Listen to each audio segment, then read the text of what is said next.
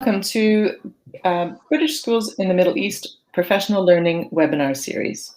Today's webinar, Leadership for Sustainable Change and Impact, will be recorded and uploaded to our website, bsme.org.uk. Before we start, let me draw your attention to the lower right-hand corner of your screen where you will see the chat pod. This is where you can comment or ask questions as we go, or in the Q&A session at the end. Let's use the chat pod now to say hello, good morning, good afternoon. Jacqueline's already said good afternoon. She's probably heard me say this before. And just maybe where you're listening from.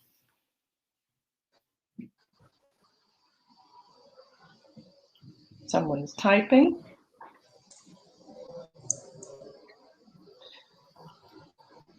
Good afternoon from Abu Dhabi in Dubai.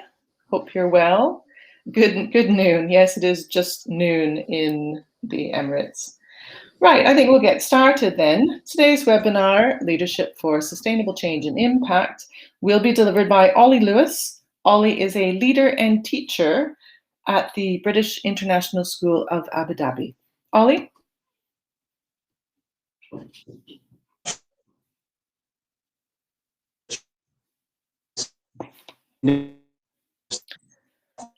It's an absolute pleasure to be here. I'm a leader and teacher at the British International School of Abu Dhabi. And this webinar for BSME, Leadership for Sustainable Change and Impact, is a little bit about our story using Century over the past 2.5 years now. Before I get into us as a school, I'll just talk very briefly about Century. Century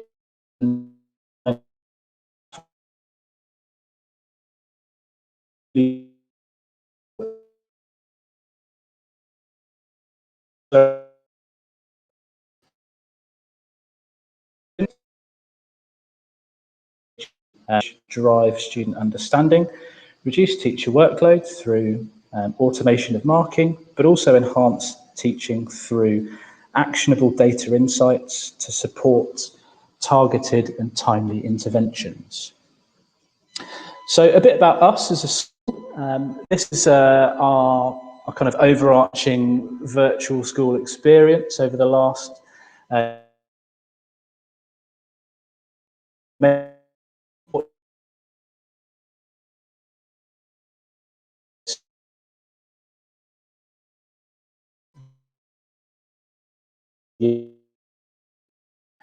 little bit of trouble hearing you. Ourselves in the current pandemic.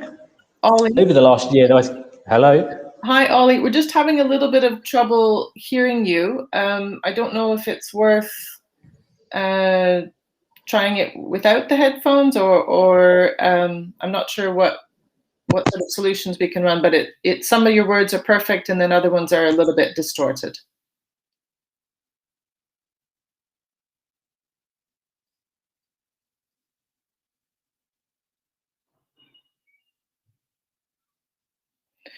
Right, I think we've lost Ollie altogether.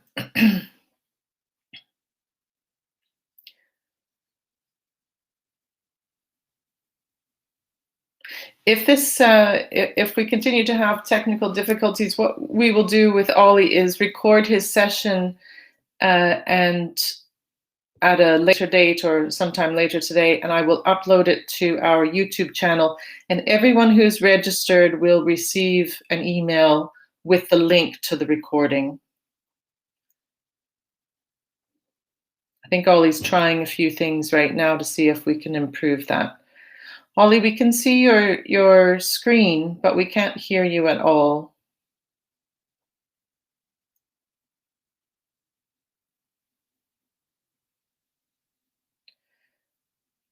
Ollie, can you hear me?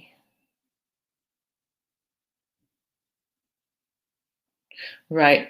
It looks like this might have failed. Oh, you can hear. Ollie, you can hear us. Ollie, we can't hear you at all and haven't for a couple of minutes. So I think what we might do, Ollie, is record this session and email the link out to everyone who's registered. Okay, can you hear me any better now? Yes, it's great now. Did you want to try? We can try if that. Let's try it, and if it doesn't work, then we can record. But let's try again, since we have people in the room and we're going. I can edit this first bit out. Sure. So as a school,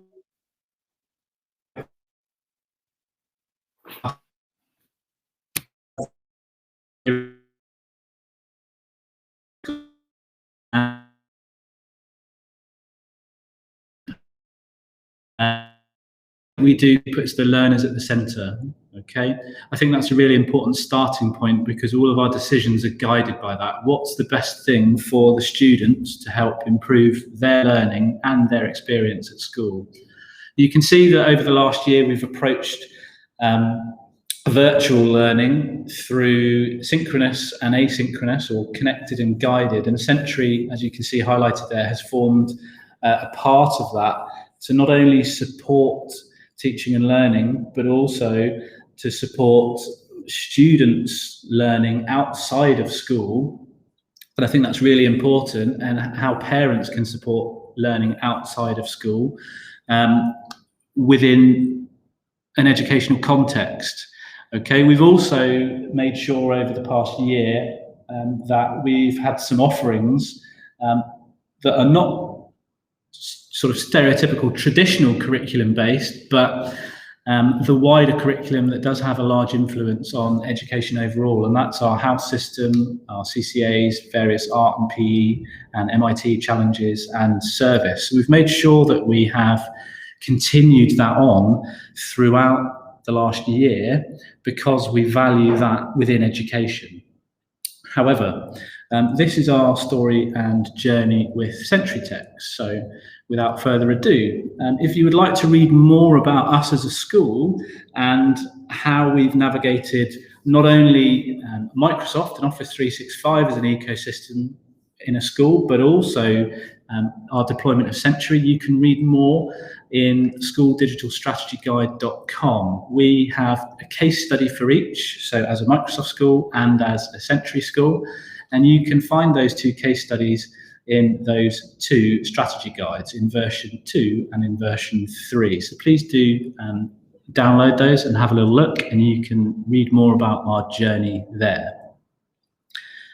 So with respect then to technology, teaching and learning, and education as a whole, I think it's really important when you're introducing new technology to identify what guides your decision-making process. I think that's a great benchmark, it's a great starting point, and it's a question that we quite often ask ourselves, because part of any school's improvement plan should involve reflection upon where you're trying to go and the steps that you would need in order to get there.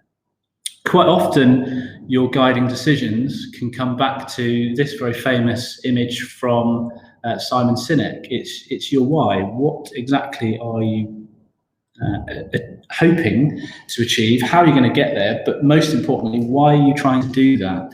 And for us, it's the learner at the center of everything. That's the most important guiding factor in everything that we do in our school here at BISAD. Something that we're also incredibly mindful of, certainly when it comes to learning, is all of the stakeholders in a school. Now, more often than not, the most important stakeholder is, of course, the learner, but the teacher also, or the school, plays a part in that, as do the parents. If you scan this QR code here, you can find a report from the Education Endowment Foundation that discusses how to successfully engage parents in any projects that you are facilitating as a school, so that that triangulation of information, and not only information, but communication and, most crucially, support is complete. Because we all know that the greatest champions for students are not only their teachers, but also their parents. So this has also helped frame some of our thinking around how we approach that triangulation of information, but also ensuring that everybody's on board with the direction that we're going in. And I think that's never been more important than in the last year, with schools being face-to-face or hybrid or a mixture of both. So coming back to that question of what guides your decisions, well, it's important to try and quantify what actually you're trying to achieve. And it's not about achieving technology. Okay, I think that can be the wrong message quite often in schools, that technology is the silver bullet that can fix everything. It's actually about focusing on pedagogy. Okay, and that's a very different mindset to approach the use of technology than just simply, if we have a room full of laptops, then the magic will happen, and that doesn't work. Okay, it's really important to focus on relationships with the students and pedagogy, not the technology.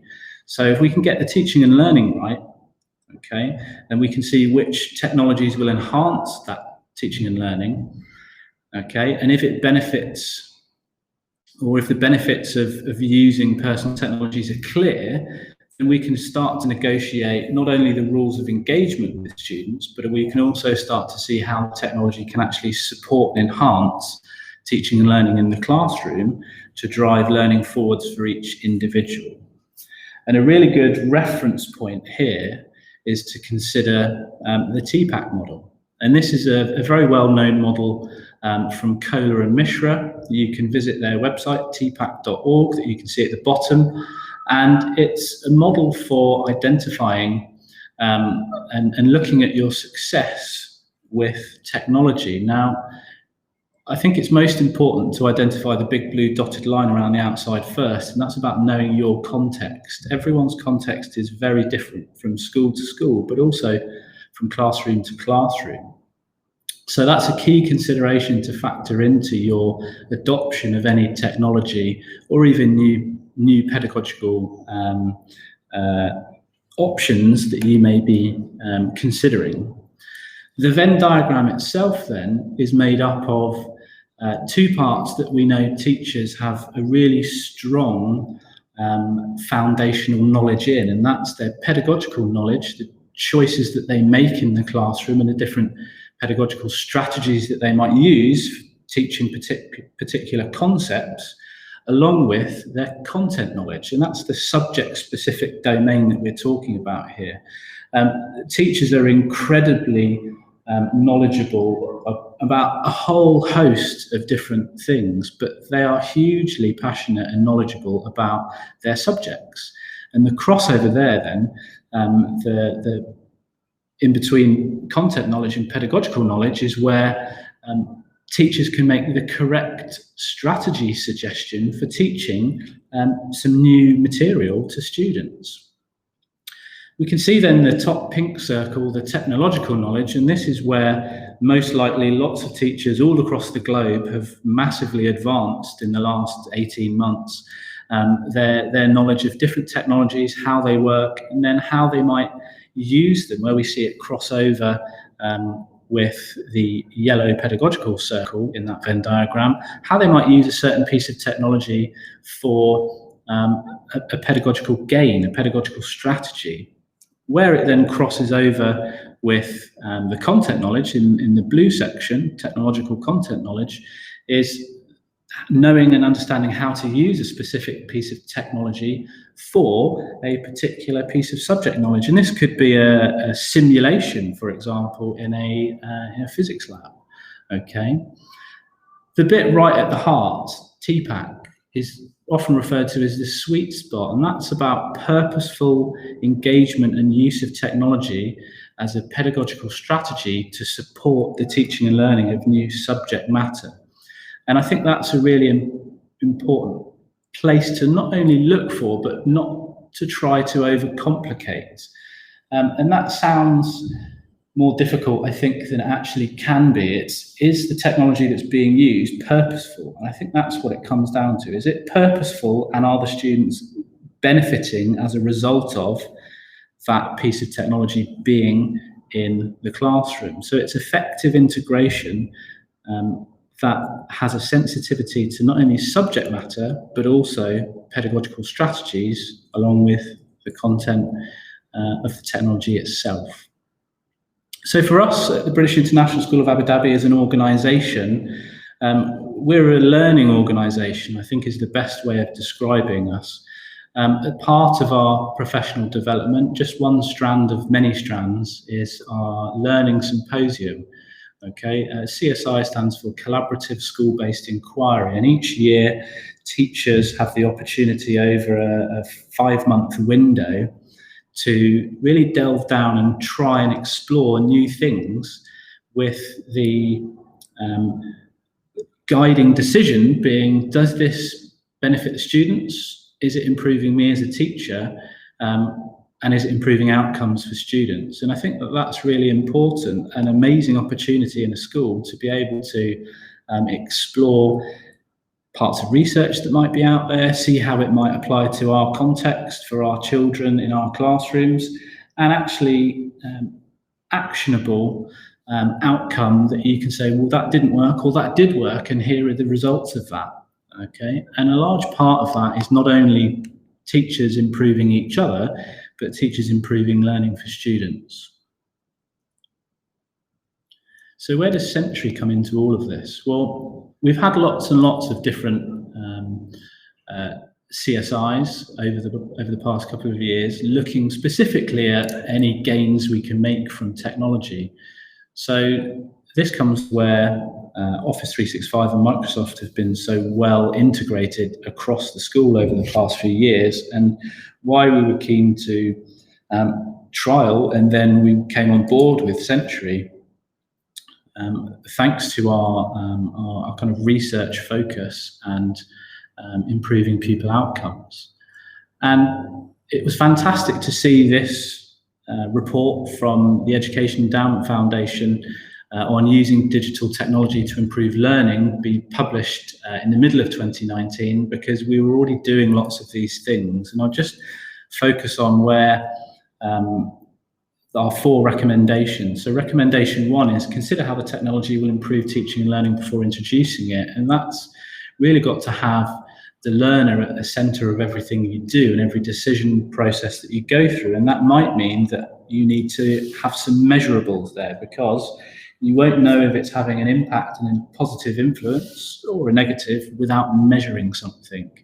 Okay, and that's also a part of that decision-making process, is ensuring then that there is in fact a need for something.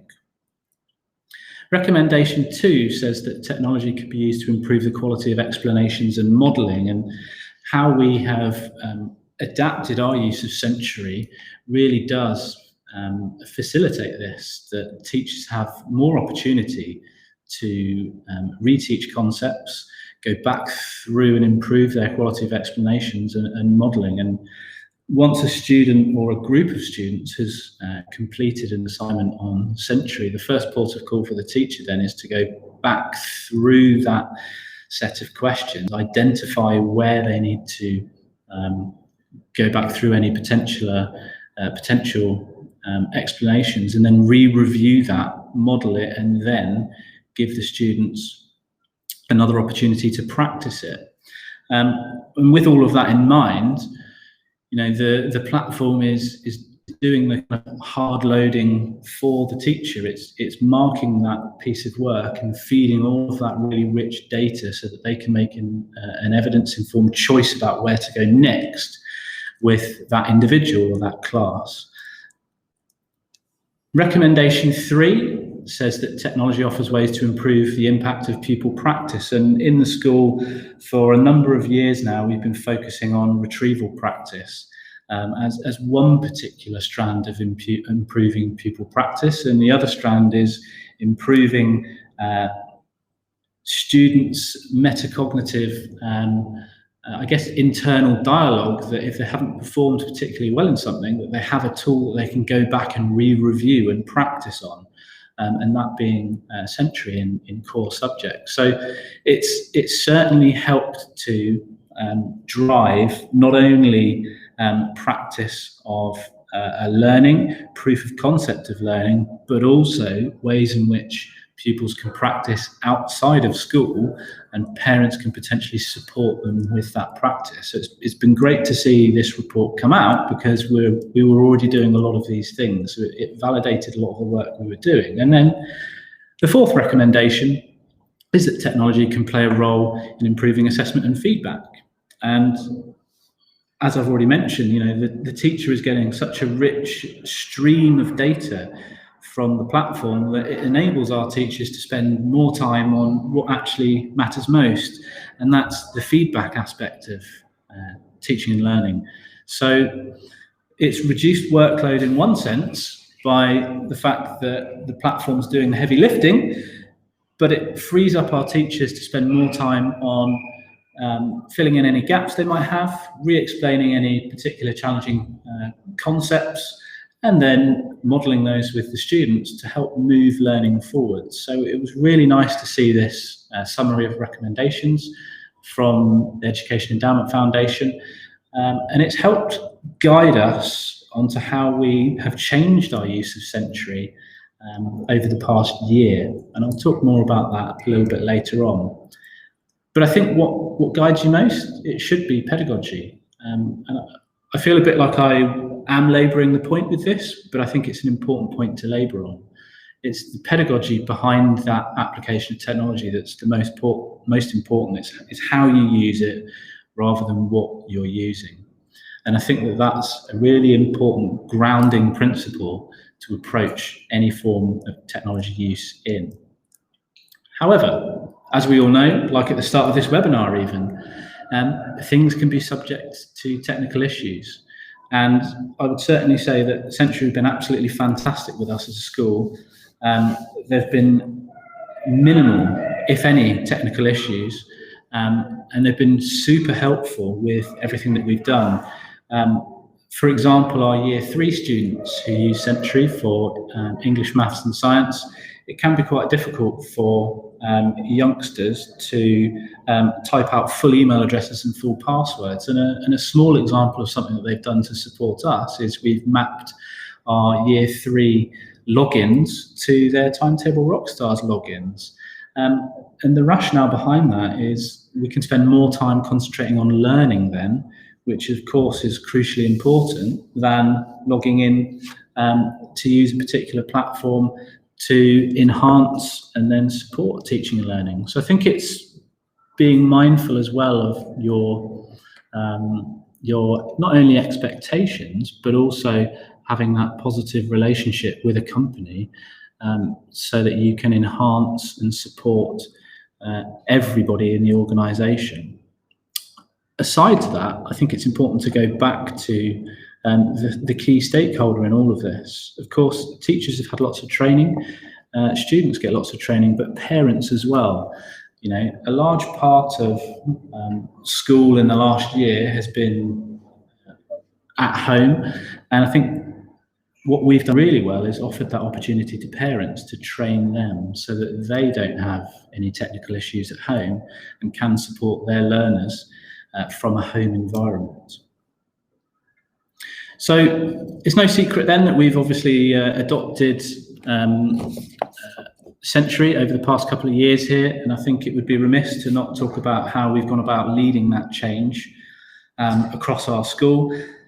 We are a large school. We're 1,900 students from FS1 through to Year 13, and we've approached it considering two main factors, and that's Kotter's 8 Steps of Change model, which you can see coming through on the screen now.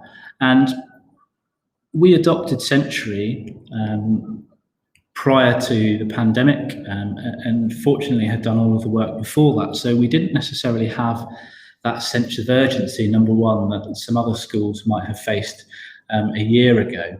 And we were able to just move straight in at building a guiding coalition, so a group of people to beta test it, okay, and number three, form that kind of strategic initiative to find out, is this right for us and will it work for us? And that essentially was our mini volunteer army. And once we had found that it was the right thing for us in our context and our learners to help support and enhance teaching and learning, that's when we started to, number 4, enlist a little volunteer army and start to trial on a much larger scale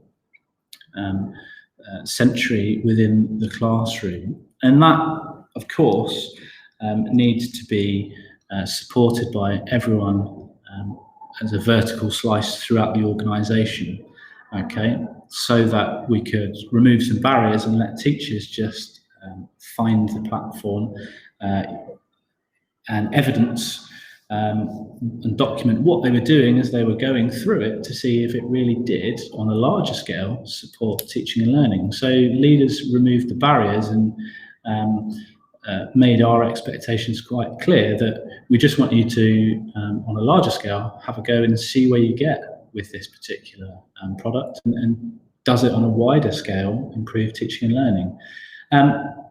And then we were able to go through stages 6, 7 and 8 quite quickly by sharing any short-term wins that we had across year groups and then across the school. As a result of that, we caused, an improvement to not only learning, but also change in our use of the platform and technology to support pedagogically across the school. Something else that we were quite mindful of at this point of going from kind of beta testing at a small scale to a larger scale was the Kubler-Ross change curve. And because it happened at the right time for us, that being 18 months pre-pandemic, I think we were in a really fortunate position because we managed to navigate around a lot of the potential morale issues that many schools might have faced over the last year with it. We were able to just jump straight in at the experimental phase.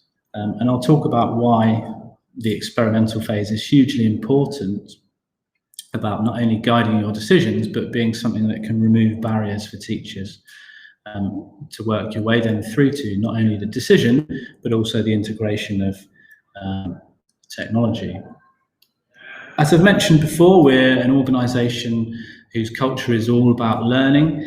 Naturally, in many organisations, you'll have the innovators and the earlier adopters that have a propensity to just run with things, and that's fantastic. However, naturally, you might also have a large majority that have, or a late majority that have a propensity to resist, and then the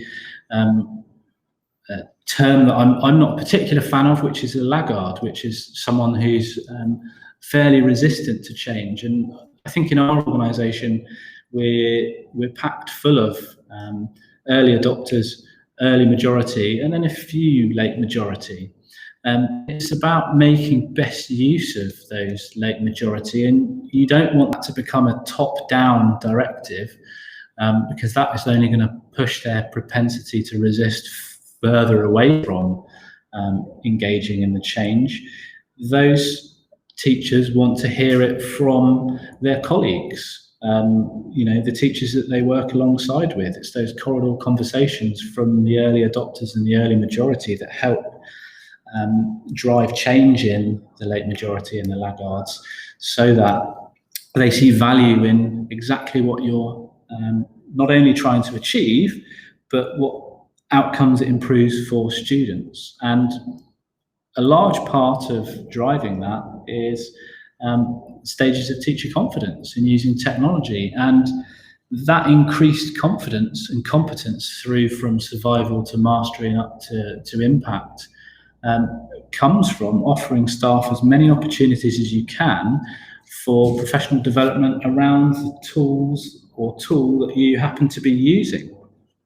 And for us, it's also about not only offering that professional development, but sharing, and not from a top down, but from a horizontal direction as well, because that's hugely important for driving confidence in teachers. Is not only that they had some training, but they've had training from a horizontal platform as well as vertical, because they see the value that other educators see within it.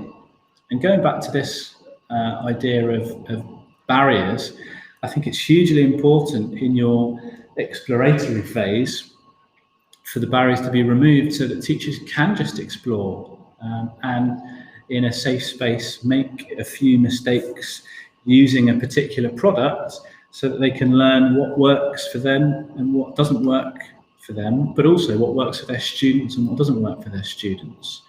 Moving then from an exploratory phase is a diagnose. You have to see and share what has worked, what hasn't worked on a larger scale, with everybody involved, with all the stakeholders, and this is where parent and pupil voice comes in, as well as teacher voice, so that you can then start to look at your architecture of not only the tool that you're using, but how you're going to go about using it in the future so that it's working for you and you're not working for it. And I think that's a massively important point, and something that we've considered really carefully as a school, that the product fits us, we don't fit the product. And I think that comes back down to the diagnose phase, as well as honest, open conversations. But as well, the most important part of this is the review cycle that you go through. And this is a continual, ongoing process. We still review now, month on month, and we're approaching 3 years now since we've been with Century.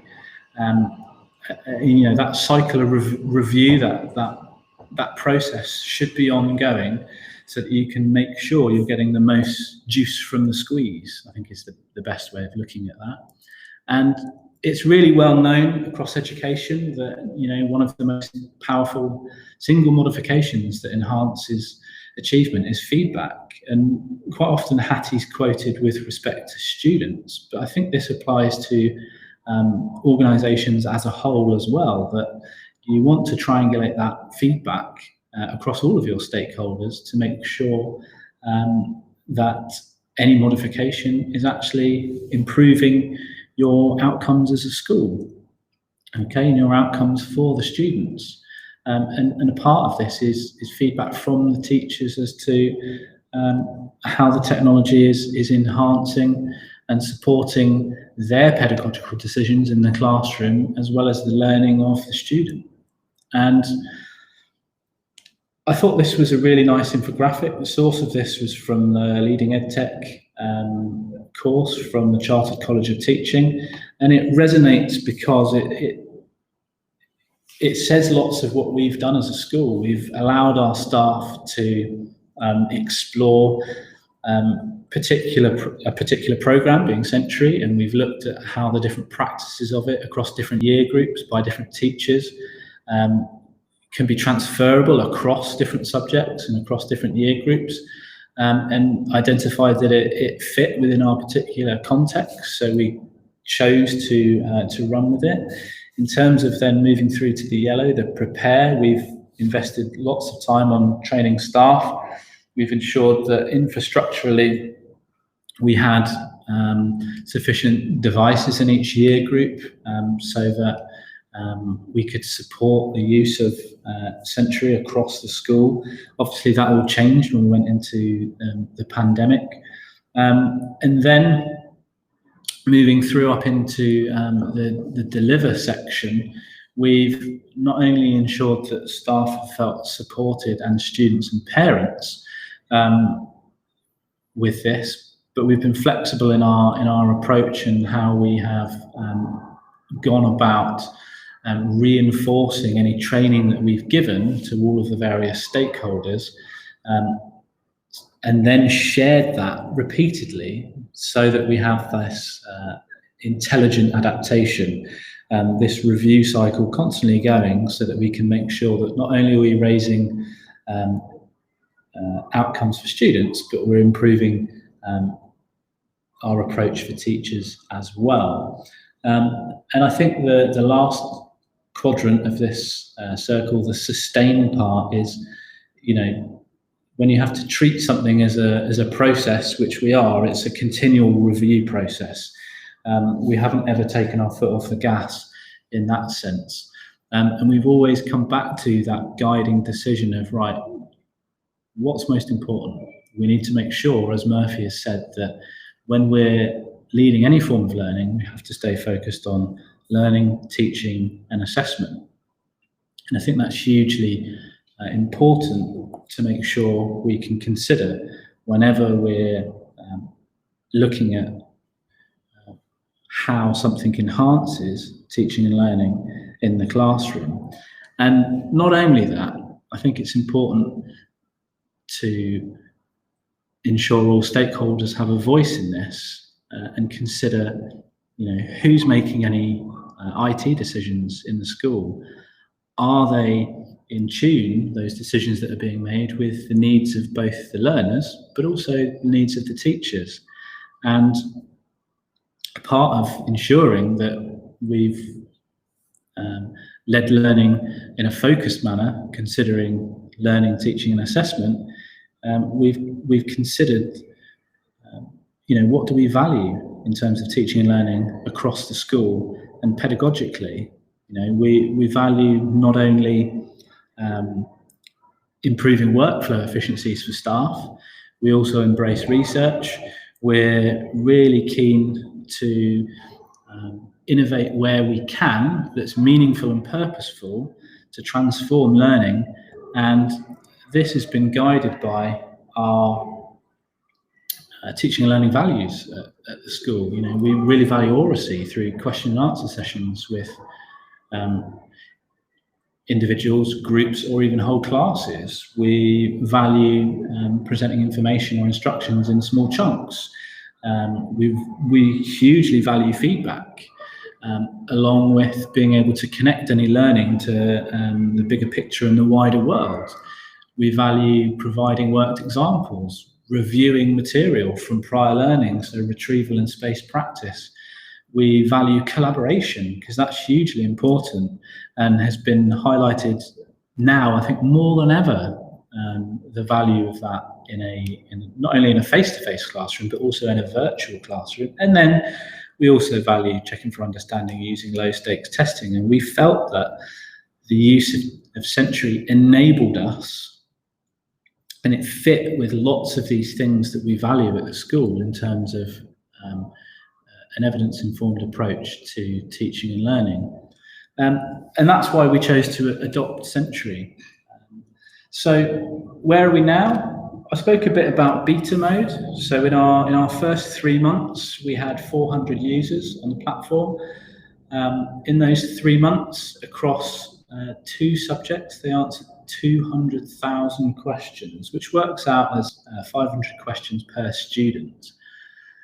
That and the feedback that we got from that beta mode testing was sufficient that we decided to go for sort of full force, I guess you could say, in year 1. I've split the year 1 up into term 1, because term 1 is also the same length of time as when we did our beta test. And although our users more than doubled, we didn't answer quite as many questions. And I think that was a good thing. And the reason I think that was a good thing was we were asking staff to explore in a safe environment how Century worked, how it might further map to our curriculum, and try out different processes of using it in the classroom. And that was a really important part of the journey, that exploration phase on a larger scale, because it was what really drove sharing throughout all of the different year groups and subject teams across the school. And it helped us, if we go back to that idea of explore and then diagnose, it helped us decide on a couple of different strategies that worked really well. That was then shared and mapped through, and we could see in our first year, we answered 1.25 million questions, which worked out as just shy of 1,400 questions per student, which I don't think sounds like a huge number, but I think it's a good number that students were receiving feedback on, an additional 1,400 questions across 3 core subjects. what we were mindful of with this was we didn't want students sat in front of something for hours on end. So we limited the use, and we only used Sentry at specific times, namely, and this came out through our beta phase, we would use the diagnostics at the start of a new topic to find out what students know and what they don't know. That then informed teacher planning so that they could teach to their classes around the concepts that were either missing or the students had never seen. And then at the very end of that unit of learning, the teachers would reset that very same diagnostic as proof of concept. Have they actually learnt the material as they've gone through this learning cycle? And then once or twice within that unit of learning, they will have had the opportunity to complete a couple of nuggets, a nugget just being a quiz on the platform. And that's how we approached the use of Sentry in our first year, post that beta mode and that testing phase. In year two, obviously as the school grew, we went up to 1,000 users, and we've already answered more questions than last year, and it's looking like we're projecting about 1.7 million questions across our 1,000 users this year by the end of the year, which again is an increase on last year.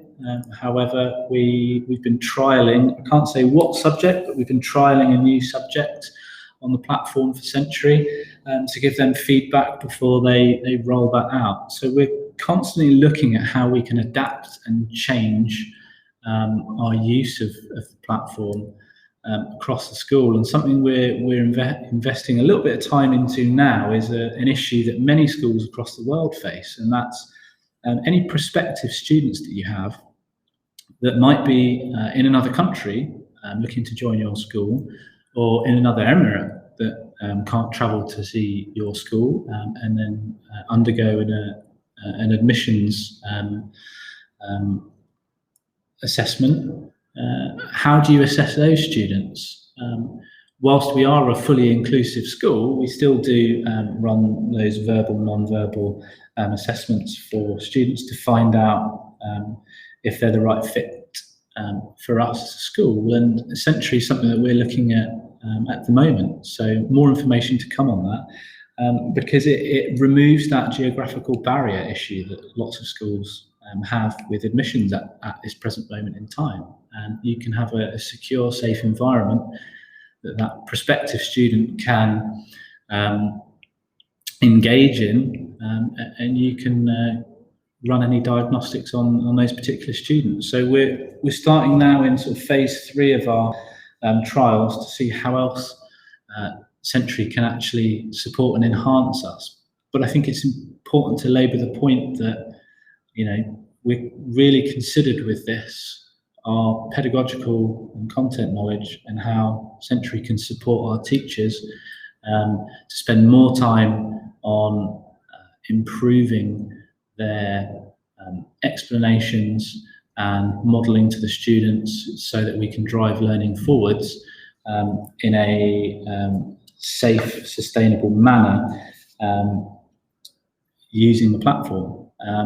And if I go sort of whole circle back then to beta mode, initially we ran a few trials in the classroom, and then a few of the trials outside of the classroom as supporting home learning.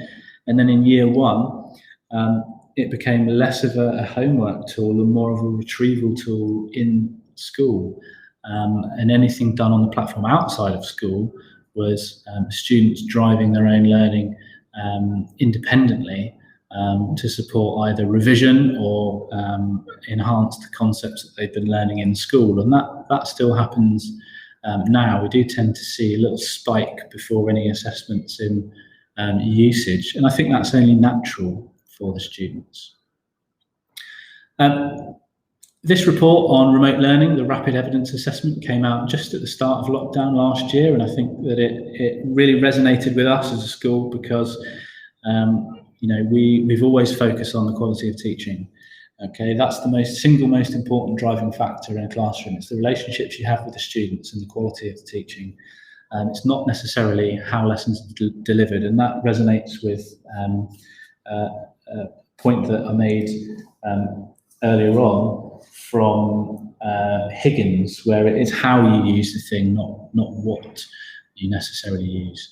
Obviously, access is hugely important. We're massively lucky in this region that access isn't too much of an issue. Having said that, we have ensured that each family has access to some technologies so that they can support their learning.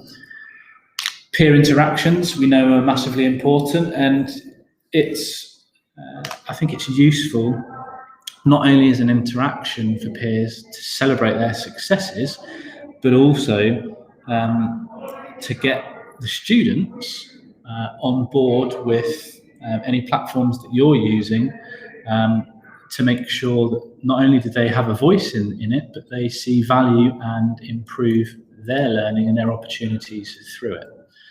And a big drive for us over the past 2-3 years, certainly since I've been in the school, is supporting students to work independently, and Century has really done that for us in many aspects. So it's been great to see that this again validates what we're doing as a school, and for you, a different approach to any form of remote learning might suit you. What works for us might not necessarily work for you, and that's going back to that contextual understanding of your school, your students, from the TPACK model, which I think is important to identify at this point. Coming back to the learners then, we've always made sure that we celebrate their successes. We do that in assemblies. We have various leaderboards dotted around the room. We send out certificates to them, but we make sure that it's sustainable by ensuring that every term we have a different focus. Okay, every term we have a different focus. Sometimes it might be the most questions answered. Sometimes it might be the most unique nuggets answered, and that's where the students are following up with their independent learning outside of school. Sometimes, we change it term on term to keep it open and accessible to all students, and everyone starting from the same base level by that point. Because if you just did the same format each term, then you're disadvantaging some students against others, and that's not what we're about as an inclusive school. So I think it's really important to be mindful of how are you going to celebrate the successes of those students and make it inclusive for everybody, so everyone has a fair chance. And as a school, we're really fortunate that not only did Century receive an award at the GESS Awards for Best Paid For Platform, but as a school, for our implementation of Century over the last year, we also received an award as a school for our implementation. So our kind of review cycle was validated, which was really nice to see, and I was really pleased to be able to share that with the teachers and the students, because those are the guys that make everything happen. And that personalised learning is still continuing now. And I'm, really richly rewarding, and it's great to see that, being able to share that success with everybody across our organisation, and having something that can not only support and enhance teaching and learning, but personalise it. And the personalisation comes from the AI built into the system, because it gets to know the strengths and the weaknesses of each individual learner. And I think that's the real crux for us, is it's knowing each individual and being able to support and enhance their educational experience. And that not only translates to students, but also translates to our teachers as part of our learning culture and review cycles. Thank you for listening. And if anyone has any questions, I'd be more than happy to have a go at answering them. Thank you, Ollie. I don't see any questions in the chat pod, but if anyone has any questions for Ollie, then you can pop them in the chat pod. We did have a few technical difficulties at the beginning, so I believe Ollie and I might just re-record a little bit at the beginning to make it a better recording product. So we have a few thank yous. Thank you, Kieran, for persevering with us. I know you had to log out and log back in again. Very good. Thank you, Scarlett. So again, the finished recording will be uploaded to our website, bsme.org.uk. So I will, on behalf of BSME, I will thank Ollie. I will thank Ollie, who is a teacher at the British International School, Abu Dhabi, and was giving us some fantastic information about Century. I think we'll finish there. I don't see any more questions, Ollie. Thanks, Cheryl. All right, we'll speak soon. Thanks, everybody. Bye-bye.